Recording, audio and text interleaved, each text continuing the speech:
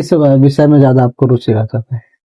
बचपन में कौन कौन सा खेल को खेला है आपने? गांव में 5वीं क्लास तक न रहता है, उसके बाद थोड़ा हट के था स्कूल, वहाँ पे 10th तक था। अच्छा। तो हम मायके में हम शहर नहीं गए थे काम करने के लिए। अच्छा। लेकिन ससुराल में स्थिति ऐसा हो गया कि हमको ससुराल में आके रोजा मजदूरा भी करना पड़ा। हस्बैंड बस चला रहे थे डीएवी स्कूल का, बस ड्राइवर। खलासी करते करते मैंने वो 2-3 साल में ड्राइवर सीख गए थे। तो वही पढ़ाई को छोड़ देते हैं, उनके लिए क्या संदेश देना चाहते हैं? कुड़ुक भाषा हम नहीं जानते थे, हमारे मम्मी पापा लोग जानते थे, बात करते थे उन लोग, तो हम सुनते थे केवल।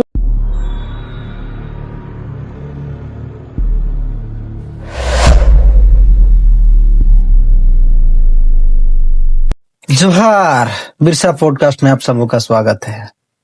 आज जीवन परिचय है एक अनसुनी कहानी के साथ।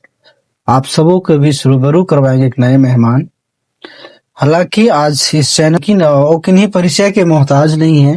अपने जीवन के हाल में शून्य से लेकर शिखर तक बहुत कठिनाइयां झेलते हुए अपना शिखर को प्राप्त की हैं। आज चलिए हमारे बीच में आ रही हैं, उन्हीं के मुंह से हम उनका परिचय सुनने को मिलेगा। चलिए पुनः जोहार। जोहार। बिरसा पॉडकास्ट में आपका स्वागत है। कैसा लगा इस बिरसा पॉडकास्ट चैनल में आकर के? कैसा महसूस हो रहा है? आज बहुत खुशी लग रहा है। आज हम यहाँ पे उपस्थित हुए हैं इस चैनल में। आज आपसे बात करने का मौका मिला, बहुत खुशी लग रही है। डर तो नहीं ना लग रहा है? नहीं कि आज इस चैनल के माध्यम से कुछ वैसा क्या कुछ पूछ दिया जाए, ऐसा कोई सोचने की जरूरत नहीं है। नहीं।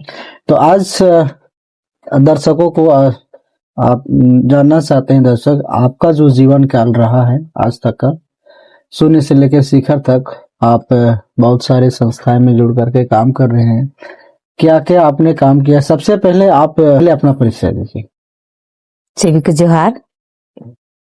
हमारा नाम सरिता उरांव और आज यहाँ पे उपस्थित है। तो अपना परिचय बताते हुए हमको बोलने का मौका मिल रहा है, बहुत खुशी की बात है। और आज हम अपना जीवनी के बारे में बता रहे हूँ। ग्राम दौड़ादाग गांव में, और थाना गढ़वा, जिला गढ़वा है। और उसी गांव से हम वहीं पे जन्म लिए, पले बढ़े, और आज वहीं पे पढ़ाई लिखाई भी किए।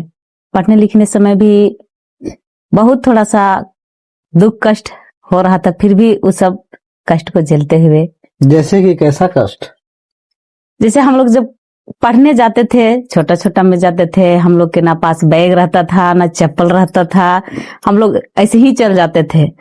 एक नीचे स्कर्ट पहन लेते थे, ऊपर से स्कूल ड्रेस वाला शर्ट रहता था, उसने पहन के हम लोग झोला टांग के और बैग किताब लेके चल जाते थे हम लोग पढ़ने। अच्छा, पढ़ने लिखने में उस समय आपको कैसा मन लगता था? कैसे मैंने पढ़ाई में कैसे थे? किस विषय में ज्यादा आपको रुचि रहता था? उस समय हम जिस समय पढ़ रहे थे ना, 2रा, 3रा, 5वां इसे क्लास, तो हमको पढ़ने का बहुत शौक रहता था। सब कोई के देखते बैठल रहता ना, हमको बैठल नहीं रहने मन करता था। कुछ न कुछ हम बार बार सवाल सर से जाके पूछते थे और बना के फिर जाते थे, पूछते थे, बना के फिर जाते थे। तो और सब लोग रहते ना बगल वाला, तो बार बार कहाँ जाती है पूछने, ऐसे बोल के बोलता था। तो हम कुछ नहीं बोलते थे, हम जाते थे, सर से पूछते थे, समझते थे, हमको अच्छा लग रहा था। बचपन में कौन कौन सा खेल को खेला है आपने? अरे बचपन में तो खेल तो बहुत खेल रहे थे। जब लंच होता था ना, तो स्कूल से हट के बगीचा रहता था, उस बगीचे में हम लोग 1 घंटा खेलते थे। पूरा डोला पाता खेलते थे, कबड्डी खेलते थे। कबड्डी खेलने में हम आगे थे। अच्छा। और हुर्रा बोलते हैं, उसको भी खेलते थे। तो अभी हुर्रा और डोला पाता तो अभी का जनरेशन में तो नहीं लोग खेलते हैं। नहीं, अभी के जनरेशन उस टाइम देखा जाता था जी। तो आपका पहला प्राथमिक जो विद्यालय है वो आपका गांव से ही रहा है? जी, गांव से। वहाँ पे गांव में 5वीं क्लास तक न रहता है, उसके बाद थोड़ा हट के था स्कूल, वहाँ पे 10th तक था। अच्छा। तो हम वहाँ तक हम बोर्ड का एग्जाम नहीं लिख पाए। अच्छा, तो आप 10th कहाँ से किए हैं? हम 10th यहाँ पे शादी हो गया, तो ससुराल में आके ही हम यहाँ से मैट्रिक पास किए। अच्छा। वहाँ पे हम 6 क्लास तक किए थे। तो मतलब आपका कहना है कि आप 10वीं का परीक्षा जब दिए तब तक आपका शादी हो चुका था, और ससुराल में आने के बाद आपने 10th का एग्जाम, मतलब 10th पास किया है। ससुराल में इतना हमको कष्ट हो रहा था कि मैंने क्या बताएं, हम कभी मायके में हम शहर नहीं गए थे काम करने के लिए। अच्छा। लेकिन ससुराल में स्थिति ऐसा हो गया कि हमको मैंने ससुराल में आके रोजा मजदूरा भी करना पड़ा उस समय। हाँ, अच्छा। तो उस समय हम रोजा मजदूरा भी किए और घर का समस्या एकदम उसी था, काम करके ही हम घर को सुधारे। और फिर दिमाग में आया कि ना, हमको एकदम मैट्रिक लिखना है तो लिखना है, नहीं पढ़ेंगे कुछ भी हम तो आगे कुछ नहीं कर पाएंगे। इस तरह से हुआ तो फिर काम करके ही रजिस्ट्रेशन करवाए फिर मैट्रिक का, और तब जाके हम मैट्रिक एग्जाम लिखे 2013 में। और अभी हम समाज सेवी भी काम कर रहे हैं और हमको अच्छा भी लगा कि हम मैट्रिक लिख लिए, कुछ हमको तो अकल आया, इस टाइप का हमको अच्छा। महसूस हुआ। उस समय आपका जीवन साथी, जीवन संगी क्या सब उस समय हमारा हस्बैंड बस चला रहे थे, डीएवी स्कूल का बस ड्राइवर। खलासी करते करते मैंने वो 2-3 साल में ड्राइवर सीख गए थे, तो वही बस को चला रहे थे। उनका भी तो उनका संघर्ष रहा है। मैंने हम लोग घर में पूरे परिवार हम लोग संघर्ष किए। अच्छा। इसके बाद अभी आके हम लोग का तब जीवन सुधार हुआ है। तो अभी आपका जीवन संगी क्या करते हैं? अभी वो जॉब करने लगे। अच्छा। जैसे कि शुरू में भी था जॉब, बीच में जैसे कि हम लोग का नशा पान के चलते छूट गया था, ससुर के था ना, तो छूटने के कारण हम लोग एकदम ही हो गए थे, टूट गए थे हम लोग। अच्छा। उसके दौरान हम लोग का सारा समस्या झेलना पड़ा, सब कुछ झेलते हुए जाके आज कुछ अच्छा है। और वो उन्हीं का बदौलत है आज की, उनका जो जॉब था उन्हीं जॉब का आज हमारा हस्बैंड उनको मैंने वो जॉब को कर रहे हैं, तब जाके आज हम लोग का कुछ जीवन शैली सुधरा। अच्छा, एक संदेश उनके लिए जो कहते हैं कि हमारे मम्मी पापा नहीं पढ़ा पाए जी, और पढ़ाई को छोड़ देते हैं, उनके लिए क्या संदेश देना चाहते हैं? मम्मी पापा नहीं पढ़ा पाए, किस कारण से नहीं पढ़ा पाए?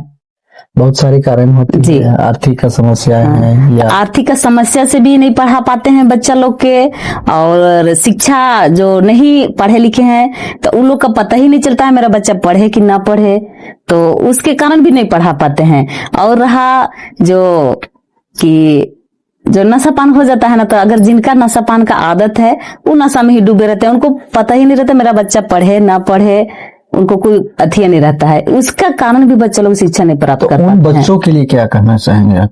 तो उन बच्चा लोग का हम यही कहना चाहेंगे कि अगर मम्मी पापा लोग अगर नशा कर रहे हैं तो उनको समझाइए, नशा पान से दूर कीजिए और शिक्षा को प्राप्त कीजिए और उन लोग का समझाइए, तो अच्छा रहेगा, बेहतर रहेगा। चलिए, अच्छी बात है। इनका कहना है कि आप आधी रोटी खाइए, स्कूल जाइए जरूर जी। अगर हमारे गार्जियन अगर नशे की ओर जा रहे हैं तो नशा मुक्त हमें जरूरत पड़े तो हमें अपने गार्जियन को और आने वाले जीवन में भी समाज को भी नशा मुक्त करके हमें अपने समाज को विकास जी, करना। चलिए, बहुत बहुत धन्यवाद। आज एक नई मिसाल है और बहुत कम ऐसा देखने को मिलता है कि वहां पढ़ाई को छोड़ करके आए और ससुराल में आने के बाद अपनी पढ़ाई को पूरा किए, और बहुत कम लोगों को ऐसा सौभाग्य प्राप्त होता है। आप वैसा रहे और पढ़ाई में इच्छा थे, हालांकि आपको शादी पहले हो चुकी थी, 10th आपका बाद में हुआ, तो क्या वहां से जैसे ही शादी मतलब हुआ तब किस क्लास में थे? हम 6 क्लास में थे। 7 क्लास में 6 क्लास का एग्जाम लिख चुके थे, 7 में जस्ट ने हम क्लास चढ़े, उसी समय हमको 2004 में शादी हो गया। इसके बाद हम वहाँ नहीं लिख पाए मैट्रिक, लेकिन फिर भी हम कि ना यहाँ पे शादी हुआ, यहाँ से बोले कि नहीं इसको मैट्रिक तक हम लोग पढ़ाएंगे। अच्छा। तो फिर हम आए यहाँ, तो यहीं पे हम किए। तो गढ़वा जिला आपका जन्मभूमि हुआ जी, और ससुराल आपका पलामू जिला। पलामू जिला। तो गढ़वा और पलामू में जो सफर हुआ गढ़वा पलामू का, इस सफर के बारे में बताइए। अरे सफर तो अच्छा ही रहता है, 1 घंटा 1.5 घंटा का सफर है। जी जी जी। तो हम तो कभी नहीं सोचे थे कि इतना दूर मेरा ससुराल होगा, हमको 1 घंटा का 1.5 घंटा का सफर ही लगता है कि कितना दूर है, लेकिन क्या करे, ससुराल इतना दूर है तो अब आना जाना तो लगा है, आते जाते हैं अच्छा लगता है। आपको ऐसा लगा था कि शादी होने के बाद भी हम अपना पढ़ाई को पूरा कर पाएंगे? उस समय कैसा चुनौती रहा? उस समय शुरू समय हमको लगा कि ना नहीं पढ़ाई करने पाएंगे, लेकिन फिर हमको मन में क्या ऐसा जगह कि हम ना नहीं पढ़ेंगे तो हमको आगे कुछ नहीं हम कर पाएंगे। हमको ऐसे लगा अपने आप में एकदम, तो ना हमको पढ़ना है कैसे करके। तो पढ़ाई का क्षेत्र को लेकर के आपके हस्बैंड हुए या आपका ससुराल घर वाले, इन लोगों का क्या राय मशवरा रहा? मतलब किस प्रकार से आपको देखे कि आपको बोले कि पढ़ना चाहिए? किसी का कभी होता है कि बहुरिया आई है तो घर का ही काम करे, स्कूल कॉलेज ना जाए, किन्हीं किन्हीं के घर में ऐसा भी व्यवहार होता है। तो आपके घर में कैसा था? किनका सपोर्ट से आप पढ़ पाए आगे? घर में हमको सब कुछ सपोर्ट दिए, पति भी सपोर्ट दिए, ननद लोग भी थे, देवर लोग भी थे, सास ससुर भी थे। तो घर का जितना काम था उस सब काम को करते हुए हम 1 ही घंटा 2 ही घंटा मिलता था, उसी समय में हम पढ़ के अपना बोर्ड को एग्जाम लिखे हैं। अच्छा। तो अभी घर में कौन कौन, फैमिली में और कौन कौन रहते हैं? फैमिली में भी हम लोग हैं, जैसे आप हो गए, आपके हस्बैंड जी हैं, बच्चे हो गए? 3 बच्चे हैं। 3 बच्चे हैं। अच्छा। अभी बच्चे लोग को सबको पढ़ा रहे हैं, सब स्कूल में, हॉस्टल में है। अच्छा। मैट्रिक में बाबू है 9th क्लास में, मैया अभी BA में एडमिशन ली है, और एक 7 क्लास में। 3 गए मेरे बच्चे लोग, उन लोग का पढ़ा लिखा रहे हैं। हम सुने थे ऐसा कि आप जब ससुराल आए थे, आप उराव भाषा को नहीं जानते थे, कुड़ुक भाषा। क्या सत्य है? जी, कुड़ुक भाषा हम नहीं जानते थे। हमारे मम्मी पापा लोग जानते थे, बात करते थे उन लोग, तो हम सुनते थे, केवल हमको सुनते थे, हम बोलने नहीं आता था, लेकिन हम बोलने का कोशिश करते थे। लेकिन फिर भी हम वहां पे लाजा रहे थे, कैसे बतियाएंगे ऐसे वाला बोल के, हमको ना लाज लगता था, हम नहीं बतिया रहे थे। तो हम फिर यहाँ ससुराल में आके तब हम कुड़ुक भाषा को ससुराल में भी सीखे, तो उसके लिए भी बहुत करना पड़ा, तभी सीखे। कितना कठिनाइयों को झेलना पड़ा आपको कुड़ुक भाषा सीखने के लिए? कितना दिन लगभग लगा होगा आपको? यही साल भर, कुड़ुक भाषा सीखने में हमको साल भर समय लगा है। साल भर समय लगा। साल भर से थोड़ा थोड़ा करते कुड़ुक हम। के पहले आप कैसे बात करते थे? कुड़ुक के पहले रुआ दुआ करके बात करते थे। दो शब्द जैसे कि अब सास लोग है तो उन लोग के बोलते थे, रुआ कहाँ जाई थी, आओ बैठू, कने गई लहली, कहाँ नहीं गई लहली, ऐसे करके रुआ दुआ करके। तो क्या यहाँ इस तरह का बात बोलते थे? नहीं। तो कैसे कम्युनिकेशन कैसे जुड़ता था? तो फिर हिंदी में बात करते थे। अच्छा, हिंदी बात करते थे। मतलब कहवा जो आपका क्षेत्र, जो उधर का जो भाषा था, वो भाषा यहाँ मैच नहीं करता था, नहीं करता। और इन लोग जो कुड़ुक बात करते तो आपको नहीं पल्ले पड़ता। लगभग आपको साल भर की कठिनाइयां हुई सीखने के लिए। तो क्या आप लिख पढ़ करके सीखे या मौखिक में, बोलचाल की भाषा में? मौखिक में सीखे हैं, लिख पढ़ के नहीं सीखे, खाली बोलते चलते बोलचाल की भाषा में सीखे हैं। चलिए, अच्छी बात है। बहुत लोग कहते हैं अभी भी हमारे समाज में, हमने देखा है ऐसे कि हमार मम्मी पापा सिखल ही न थे तो कहा बोलबे हम भाखी। तो उनके लिए एक अच्छी मिसाल है। ये भी एक गढ़वा जिला से चल कर के आए, पलामू जिला में, और उस वक्त जब 6 क्लास में थी तो इनका शादी हुआ, और इन्होंने भी नहीं जानती थी कुड़ुक भाषा बोलने के लिए, लेकिन अथक प्रयास से इनको लगभग साल भर समय लगा और इन्होंने कुड़ुक बोलने के लिए सीख गए। तो हम बता दें कि कोई भी चीज खाली कह देने से कि नहीं आता है बोल के नहीं हो पाता है, और आप प्रयासरत रहेंगे तो हो ही जाता है। इसलिए आगे हम ऐसा सुने हैं कि आप समूह भी चलाते हैं। जी। तो समूह चला रही हैं, तो उसका क्या उद्देश्य है और उसे महिलाओं को क्या लाभ मिल रहा है? कैसे, क्या मतलब, क्या उद्देश्य है? अभी हम लोग 20 गो समूह चलाते हैं। हर समूह में 10 से 15 तक लेडीज लोग रहती है। एक एक करके हम लोग ग्रुप बनाते हैं, और उसी टाइप से हम लोग का भी 20 समूह है, जो कि एक बीओ है। 20 समूह मिलाकर एक बीओ हम लोग रखे हैं, और उस समूह में हम लोग महिला लोग के जागरूक करते हैं। जो महिला घर से बाहर नहीं निकलती है, उसमें हम लोग उन लोग का यही शिक्षा देते हैं कि आप लोग चलिए समूह में जुड़िए, 10 रुपया करके बचत करके हम लोग पैसा बचाएंगे, और जो जितना घर के झरोखे से ताकते हैं, उस झरोखा से हम लोग बाहर निकलने की काम करते हैं महिला लोग के, कि बाहर निकल के देखिए क्या क्या सीखने को मिलेगा, कैसे आगे बढ़ना है, आगे हम लोग का क्या करना है। इस तरह का से हम लोग उन लोग का बैठा के हम लोग मीटिंग करते हैं, बताते हैं, ट्रेनिंग देते हैं, और हर सप्ताह हम लोग बैठक करके उन लोग से 10-10 रुपये पैसा जमा करवाते हैं। और हम लोग का समूह तरफ से भी मिलता है लोन वगैरह, उससे हम लोग उन लोग का दिलवाते हैं और उन लोग का आजीविका बढ़वाते हैं कि इस पैसा को लेकर आप लोग कुछ छोटा मोटा करके दुकान करिए, उससे आप लोग का 2 पैसा आएगा, उससे भी बचत होगा। इस तरह से हम लोग उन लोग का समझाते हैं। और समूह में सबसे लेडीज लोग ही जुड़ती है अभी, तो उन लोग का हम लोग बाल विवाह रोकने का भी सलाह विचार देते हैं। और बेटा बेटी जो हैं उन लोग का शिक्षा स्कूल भेजवाने के लिए सलाह विचार देते हैं, पढ़ाने के लिए सलाह विचार देते हैं। इस टाइप से हम लोग करके जितना भी समूह का दीदी लोग है सबको हम लोग सलाह विचार करके जागरूक करके एकजुटता करके अभी हम लोग रखे हुए हैं और अभी चल रहा है हम लोग का अच्छा समूह। तो हमको बहुत अच्छा लगता है। हम 2014 से लेके 2025 तक अभी तक हम समूह में ही काम कर रहे हैं। हमको अच्छा लगता है हर चीज को बताने समझाने कहने को, जहां भी बुलाते हैं टाइम निकाल के हम चल जाते हैं, तो हमको अच्छा लगता है समूह में काम करना। यानी कि आप 2014 से ही समूह के माध्यम से काम कर रहे हैं। चलिए अच्छी बात है।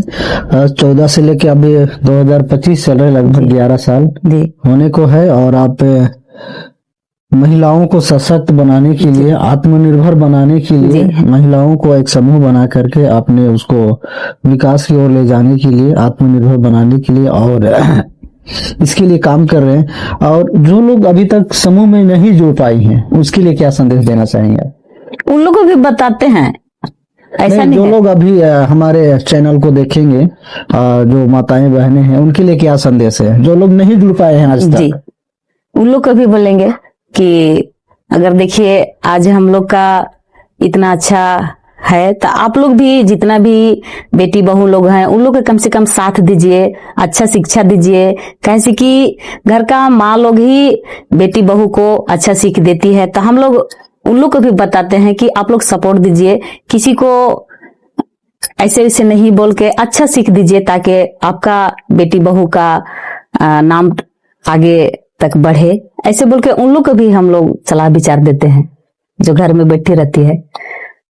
चलिए अच्छी बात है, आपने आग्रह किया। और जो इस चैनल के माध्यम से जो हमारे माताएं बहनें देख रहे हैं, उनका एक अच्छा संदेश रहेगा कि आप भी समूह के साथ जुड़े और कंधे से कंधा मिलाकर के चलिए और आत्मनिर्भर बनिए। और इस समूह के माध्यम से आप अपनी गरीबी को हटाएं, आत्मनिर्भर बने और एक छोटा से छोटा उद्योग शुरू करके व्यवसाय की ओर आ करके अपने जो आर्थिक की कमजोरी है उसे आप भगाएं और समाज को अच्छा एक सशक्त बनाएं और समाज को एक अच्छी मुख्य धारा पे ले चले। चलिए अच्छी बात है।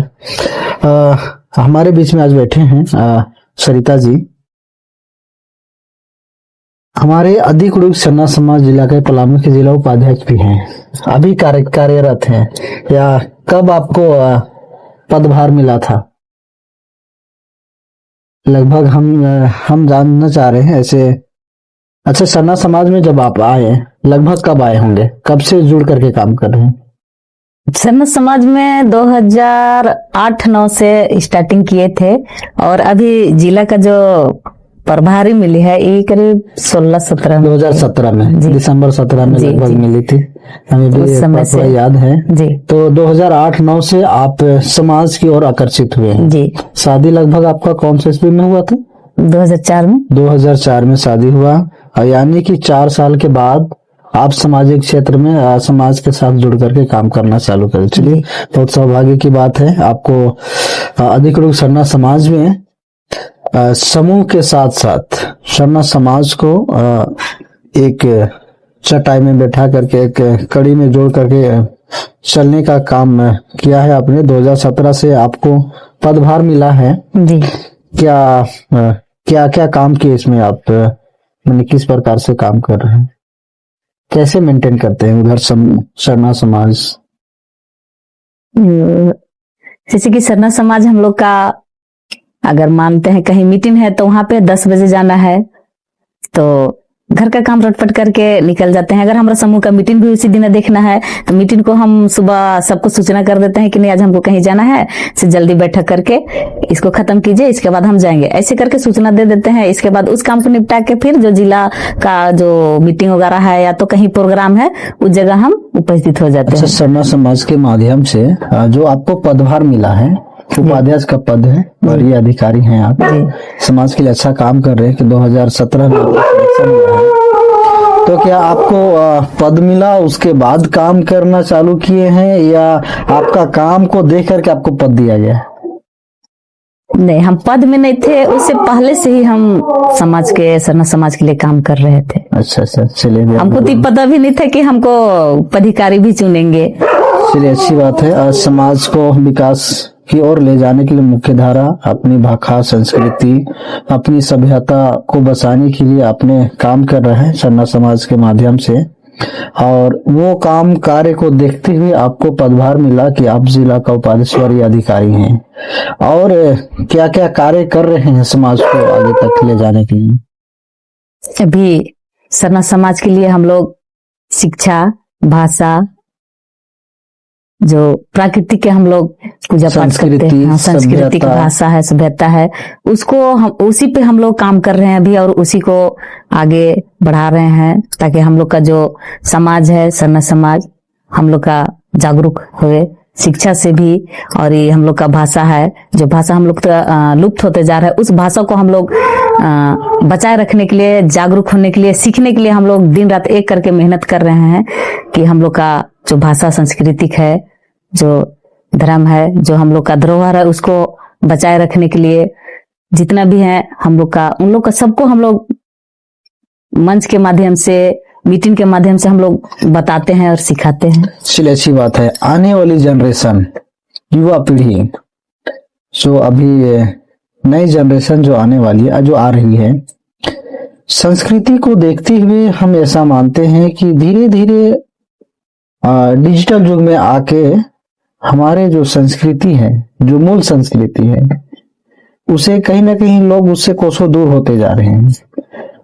उसको बचाए रखने के लिए कौन सा संसाधन आप लोग अपना रहे हैं कि हमारे आने वाले जनरेशन, हमारे माताएं बहनें, हमारी दीदी, युवा लोग, युवती जो लोग आएंगे, कैसे उसको पकड़ के रखे? क्या उपाय? जैसे अखड़ा हो, धुमकुड़िया हो, वहाँ अखड़ा जाने के लिए कैसे आप प्रेरित करें, वो कुछ संदेश दीजिए। अच्छा, अब हम लोग का संस्कृति को बचाए रखना है। जो अभी का जो पीढ़ी है उन लोग को कैसे हम लोग बताएंगे, कैसे सिखाएंगे, कैसे बचाएंगे? तो हम लोग का पुरखों से हम लोग का अखड़ा है, धुमकुड़िया है, उस जगह पे अगर नहीं जाएंगे तो कैसे सीखेंगे? उस जगह पे हम लोग का ले जाने के लिए उन लोग को अच्छा से प्यार से हम लोग को समझाना है। उन लोग को समझाते हैं, कहते हैं चलो हम लोग का जो गीत है, गाने वाला, बजाने वाला मांदर नगेड़ा है, इस सबको हम लोग का जो है उसको अगर नहीं करेगा तो हम लोग का नहीं बचेगा, उसको बचाना हम लोग का। अच्छा, जब शादी होकर के आए हैं 2004 में, उस समय तो आप भाषा नहीं जानते थे, अपनी जो मूल्य भाषा है कुड़ुक, अभी जान रहे हैं। तो क्या भाषा एक साल में तो आप सीख गए? क्या उसके साथ साथ कुछ गीत वगैरह भी सीखे? जी। अगर कुछ अगर नए अंदाज में हो, या जैसे भी जिस समय सीखे होंगे, कैसे मतलब लोगों को कैसे पेश करते थे? अपना बचपना का अखड़ा और यहाँ का अखड़ा में क्या फर्क रहा है, कुछ सुनाइए अगर हो तो। बचपन में तो खैर हम अखड़ा जाते थे, लेकिन ना उस समय शर्म आता था। हम अखड़ा में ज्यादा ये करके हम वहाँ पे मायके में नहीं किए हैं। अच्छा। अखड़ा और धुमकुड़िया ज्यादा करके हम ससुराल में ही सब कुछ यहीं पे सीखे हैं। बचपन में ही हुआ था ना, ज्यादा ये नहीं हुआ था, तो वहाँ पे हम ज्यादा शिक्षा नहीं ले पाए वहाँ का, लेकिन यहाँ का हम बता सकते हैं ससुराल का। मतलब मायके का संस्कृति और यहाँ का संस्कृति में थोड़ा अलग अलग था, रहा होगा। हाँ, अलग। तो हमारी संस्कार में बहुत अच्छी संस्कृति है, सभ्यताएं हैं, और आप जो सादरी में जो गीत गाए वो कहीं ना कहीं जस्ट एकदम हमारी आदिवासियों का जो संस्कृति है, जो गीत संगीत है, उससे एकदम हटके दिखता है। सादरी में भी हो, लेकिन आदिवासियों का एकदम परिपूर्ण अगर गीत जो है ना, हमारी ओर ही आती है। जी लेकिन ये एकदम हल्की निकलती है। तो चलिए अच्छी बात है, जिस प्रकार जिधर लोग रहते हैं उस प्रकार का ये माहौल हो जाता है उनके हिसाब से। सुने हैं आप अभी अभी का जीवन में आंगनबाड़ी सहायिका के रूप में भी कार्यरत हैं, जी क्या सही बात है? जी सही है। अच्छा, कैसे आप मेंटेन करते हैं? वहाँ पे टाइम से हम लोग का आंगनबाड़ी जाना होता है। सुबह घर का काम झटपट करके जो भी है उसको टाइम से फिर हम लोग वहाँ पे उपस्थित होते हैं, और फिर वहाँ पे जाके खिचड़ी भी पकाना रहता है, बच्चे लोग को भी लाना पढ़ाना रहता है, और अगर टीकाकरण वगैरह होता है तो उस दिन अभी सूचना देना होता है।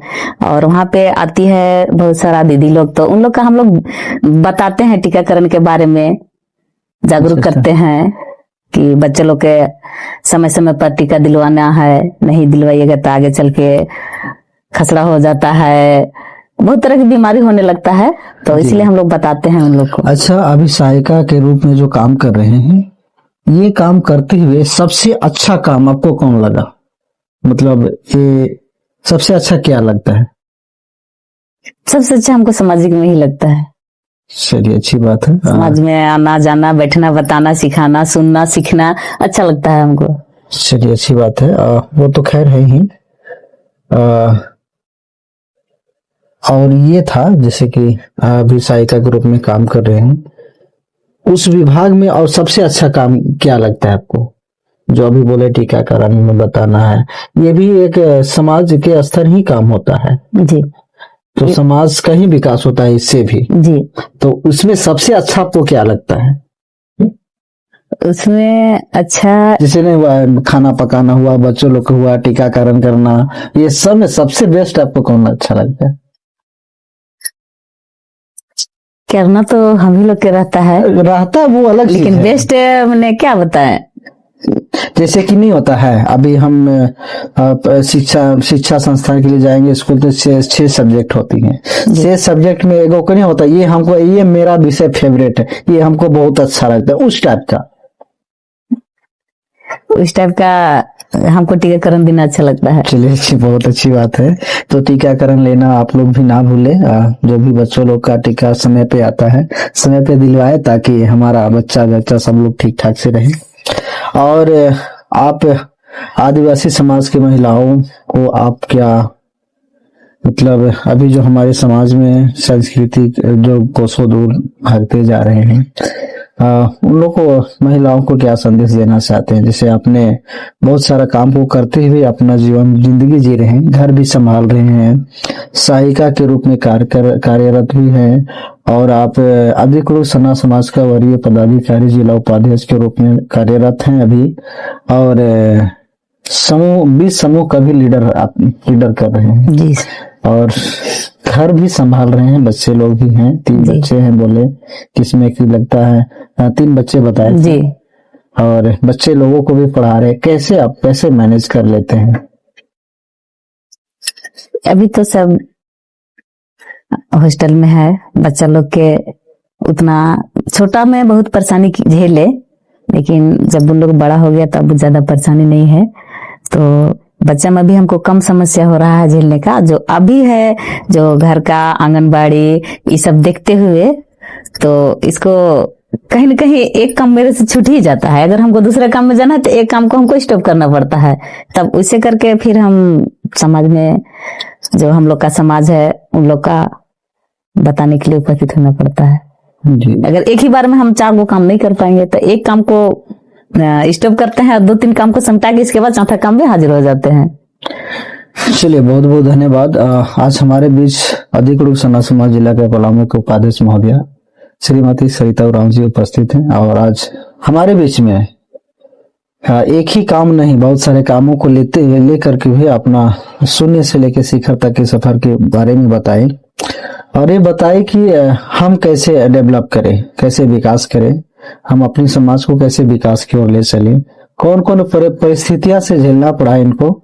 जब ये 6ठी क्लास में थी तभी इनका शादी हो गया, उसके बावजूद भी अपना पढ़ाई को जारी रखते हुए ससुराल में अपना 10th का इम्तिहान दिया और इन्होंने पास किया, और अभी 20 समूह का लीडरशिप है, आदिकुरुक सन्ना समाज का जिला उपाध्यक्ष हैं और आंगनबाड़ी सहायिका में कार्यरत हैं। इतना काम को देखते हुए घर परिवार भी चला रहे हैं और अच्छा आने वाले पीढ़ी जनरेशन में कुरुख भाषा कुरुख समाज के लिए नया क्या योजनाएं हैं, कैसे हम अपने समाज को विकास को और कुछ नया अगर योजना हो तो?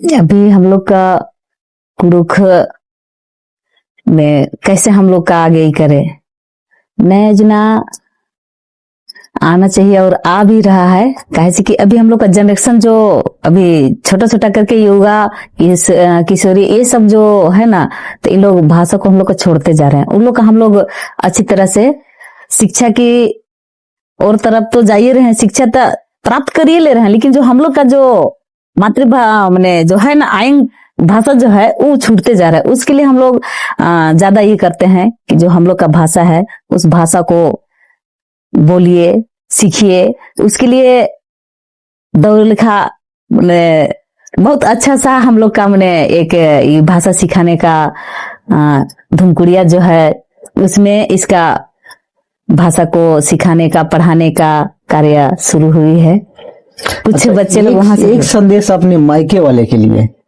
जो जैसे कि आप बोले हम शादी के पहले तक हम कुरुख भाषा नहीं जानते थे, एक संदेश अपने मायके के लिए कि हम लोग कैसे सीखे, कैसे जाने? माँ लोग पूरा मायके वाले का बात कर रहे हैं, पूरा मायके वाले का एक संदेश दीजिए इस चैनल के माध्यम से कि उन लोग कैसे सीखे, कैसे कुरुख भाषा जानेंगे। जैसे आप तो ससुराल आके सीख गए, सभी लोग तो यहाँ नहीं आएंगे, उन लोग वहीं पे रह करके क्या उन लोग कैसा गुण को अपनाएंगे, कैसे वो करेंगे कि कुरुख भाषा को सीखेंगे, उन लोग अपनी भाषा को सीखेंगे? मायके में ऐसे मम्मी पापा दादी वगैरह सब कुछ जानते थे। अच्छा। लेकिन उन लोग जो हम लोग जब बड़ा बड़ा हुए, जन्म लिए, हम लोग बढ़ रहे हैं तो हम लोग के साथ में बोल रहे थे, लेकिन हम लोग उसको सीख नहीं पा रहे थे। इसी की वजह से अभी भी है ना, तो उन लोग भी नहीं सीख रहे। घर का गार्जियन लोग सब कुछ जान रहा है, तो वही बच्चों के लिए ही तो बच्चे को आप संदेश देना कैसे उन लोग सीखे? हम यही मम्मी पापा से यही गुजारिश करेंगे कि आप लोग जो भाषा को जान रहे हैं उस भाषा को कम से कम जो बच्चा लोग हैं उन लोग को कम से कम सिखा दीजिए, उन लोग का उसी भाषा में बात कीजिए। जब एक बच्चा जन्म लेता है उसको मम्मी पापा बोलने तक नहीं था, उनको मम्मी पापा बोलने के लिए मम्मी और पापा ही सिखाते हैं सब कुछ बोलने के लिए। तो जो हम लोग का भाषा है उस भाषा में अगर हम लोग बात करते हैं बच्चा लोग के साथ, तो क्यों हम लोग बच्चा नहीं सीखेंगे? लेकिन मम्मी पापा लोग हैं कि आइए जाइए सुनिए जी ऐसे करते हैं बात, तो वही भाषा को बच्चा लोग सीख देता है, तो उसको जल्दी उन लोग सीख जाता है। तो बच्चा लोग के हम मम्मी पापा लोग के यही बोलेंगे कि जो हिंदी में आइए जाइए बोल के नहीं, वो जो हम लोग का भाषा है बारा काला ओना मंडी अम्मे, अगर इस तरह से बात अगर करते हैं मम्मी पापा लोग बच्चा लोग से तो जल्दी सीखते।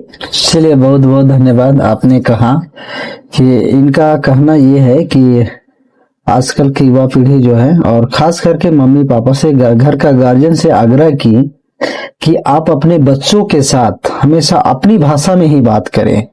अगर आप स्कूल हिंदी में बात कर रहे हैं, इंग्लिश में बात कर रहे हैं, वो तो अपने स्कूल जाकर के हिंदी, अंग्रेजी, मराठी, गुजराती, बंगाली सीख जाएंगे, लेकिन अपनी जो मातृभाषा है, अपनी जो भाषा है वो अपना मम्मी के पास, पिता के पास ही सीखेंगे। वो भाषा जो आप बच्चे लोग के साथ नहीं शेयर करें, नहीं साझा करें, उनसे नहीं बात कर रहे हैं, तो उनसे गुजारिश कि आप अपने बच्चों के साथ अपनी भाषा में ही बात करें तो बेहतर रहेगा। क्योंकि स्कूल में 8 घंटा पढ़ाई होती है, हिंदी अंग्रेजी सब कुछ होता है, उससे कहीं ज्यादा बच्चा आपके साथ रहता है सुबह से लेके शाम तक। बीच में 6 घंटा 8 घंटा के लिए स्कूल जाता है, लेकिन बाकी का समय जो है वो अपने घर में बिताता है। तो पहला और प्राथमिक शिक्षक और शिक्षिका अपने माँ और पिता होते हैं। तो माँ और पिता चाहेंगे बच्चे को जिस भाषा में बात कर ट्रांसलेट करने के लिए, उस भाषा में बच्चे को ट्रांसलेट कर सकते हैं। चलिए बहुत बहुत धन्यवाद सरिता जी, आप आज हमें हमारे चैनल में आने के समय आकर के समय दिए हैं। बहुत हम अपने में सौभाग्य प्राप्त हुए कि आज आपके साथ मुलाकात हुआ और अपने जीवन के बारे में बताने का काम किया है। और आप सबों से आग्रह करेंगे जिस प्रकार सरिता जी का जीवनी रहा है, जीवन यात्रा रहा है, गढ़वा से लेकर पलामू तक का सफर बहुत ही चुनौती और कठिनाईदायक रहा है। जिस समय इन्होंने जन्म लिया था, जन्म से शादी के बाद ही इन्होंने अपने मातृभाषा को छू पाया है, सीख पाए हैं, और उसके बाद इन्होंने लीडरशिप की क्षमता रखा अपने में, लीडरशिप हो करके अभी तक भी कार्यरत हैं। तो इनसे बहुत सी बातें सीखने को मिला, और आप सबों से आग्रह करेंगे कि बिरसा पॉडकास्ट चैनल के माध्यम से जो बोलते हैं कि हमें अपनी भाषा नहीं आती है, हमारे माँ पिताजी लोग नहीं सिखाए हैं, तो उनसे हम आग्रह करें कि मम्मी पापा को कोसने के बजाय आप खुद भी, जैसे मम्मी पापा मोबाइल चलाने के लिए नहीं सिखाते हैं, उसी प्रकार से उसके बावजूद भी आप मोबाइल चलाना सीख जाते हैं। उसी प्रकार से मम्मी पापा अगर अपनी भाषा को नहीं बता पाए हों तो आपको रिसर्च करने की जरूरत है अपनी भाषा को जानने के लिए। और महिलाओं को, दीदी लोग को आज की संदेश में मिला कि आप भी महिला समूह के साथ जुड़े और सशक्त बने और आत्मनिर्भर बने, ताकि हमारा समाज और ऊंचाइयों तक जाए, विकास की ओर जाए। और इससे भी बहुत अच्छा वीडियो और आगे नेक्स्ट देखने के लिए हमारा बिरसा पॉडकास्ट इस चैनल को लाइक करें, कमेंट करें, सब्सक्राइब करें, ताकि इससे भी और अच्छा आपको वीडियो मिले। तब तक के लिए जोहार, फिर से जय जय हिंद, जय भारत।